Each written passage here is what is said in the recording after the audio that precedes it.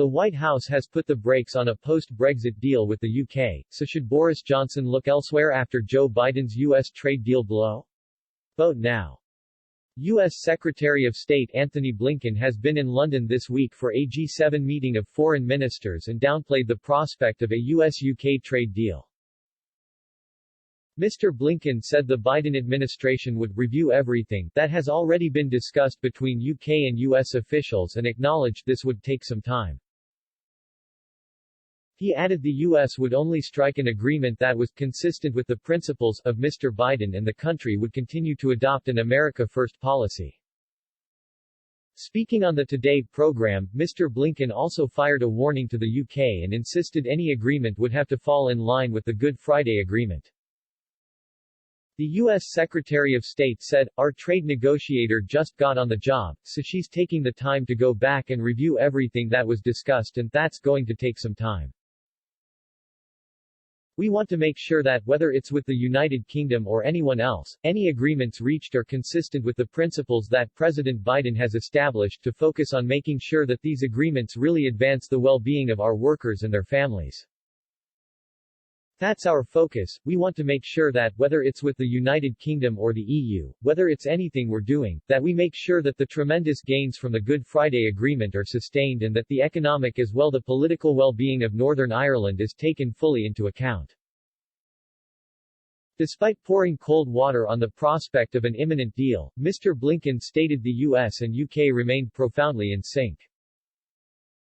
International Trade Secretary Liz Truss has been fronting negotiations with her U.S. counterparts over the past year and has made a number of breakthroughs. In March, the two sides agreed to suspend the 25% tariff on Scotch whisky and other UK exports. London and Washington also agreed a joint approach to the long-standing trade conflict over aerospace tariffs. Figures from the House of Commons Library reveal the UK exported £141 billion goods and services to the US in 2019, 21% of all exports.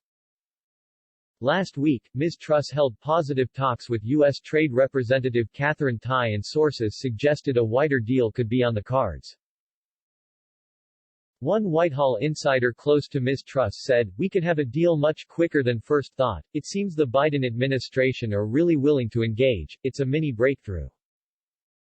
A second source added, "It seems Katherine has a change of heart. It is certainly promising for trade relations."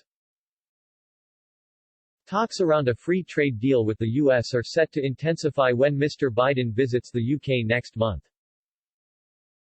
The trip to the UK will also be Mr. Biden's first overseas engagement since he was sworn into office in January. The Prime Minister will host the 78-year-old and 6 other foreign leaders at the G7 summit in Cornwall from June 11 to 13.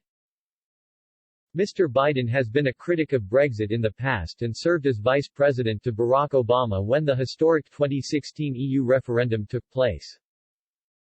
Mr. Obama famously said the UK would be at the back of the queue for a US trade deal if the British people voted to leave the EU.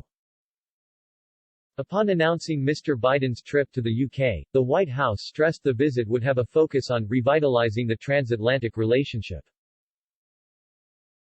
In a statement, the White House said, "This trip will highlight his commitment to restoring our alliances, revitalizing the transatlantic relationship, and working in close cooperation with our allies and multilateral partners to address global challenges and better secure America's interests."